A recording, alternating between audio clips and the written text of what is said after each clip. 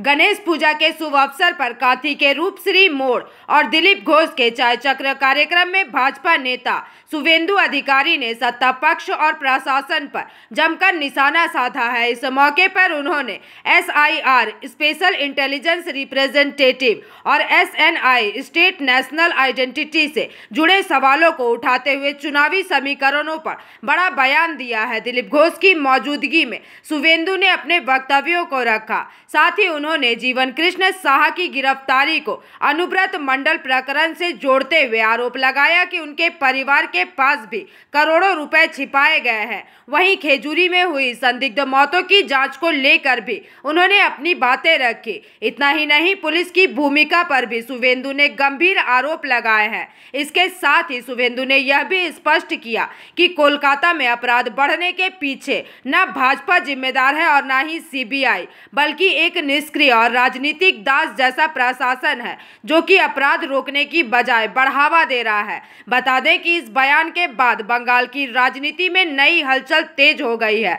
शुभेंदु अधिकारी ने संकेत दिया है कि भाजपा की रणनीति केवल प्रतिरोध नहीं है बल्कि विधानसभा चुनाव की तैयारी है। আবার উদ্বাস্তু হয়ে এখান থেকে যেতে হবে, তারই লড়াই চলছে।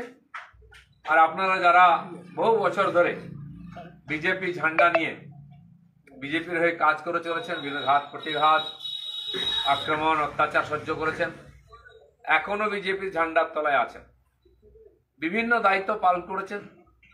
এখনো কারো দায়িত্ব আছে, কারো নাই, দায়িত্ব পরিবর্তন হতেই থাকে। কিন্তু আমরা পার্টির কর্মী। আমি এক সময় এখানে রাজ্যের সভাপতি থেকে সর্বভারতীয় দায়িত্ব আমাকে পার্টি দিয়েছে, আমি করার চেষ্টা করেছি আপনাদেরকে নিয়ে। আপাতত আমার কোনো দায়িত্ব নেই, সাধারণ কর্মী হিসাবে পার্টির সেবা আমি করছি এবং আপনাদের মতো যারা পুরনো লড়াকু কর্মী আছেন সুযোগ পেলে তাদের সঙ্গে দেখা করছি।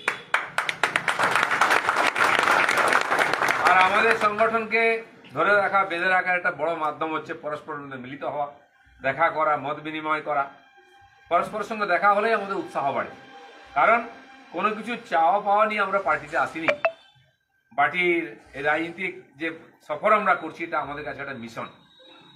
আর এই ভারতীয় জনতা পার্টির মাধ্যমে ভারতবর্ষের ভাগ্য পরিবর্তন করা, পশ্চিমবাংলার সাধারণ মানুষের ভাগ্য পরিবর্তন করা, এটা আমাদের কাছে আমাদের লক্ষ্য, আমাদের মিশন। সেই উদ্দেশ্যে আমরা কাজ করছি।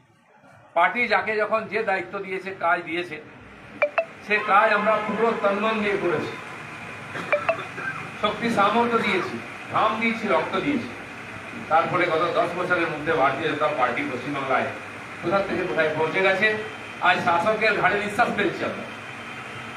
নূতন নূতন চালাকি শুরু করেছে সরকার, কিভাবে থাকবে এখানে।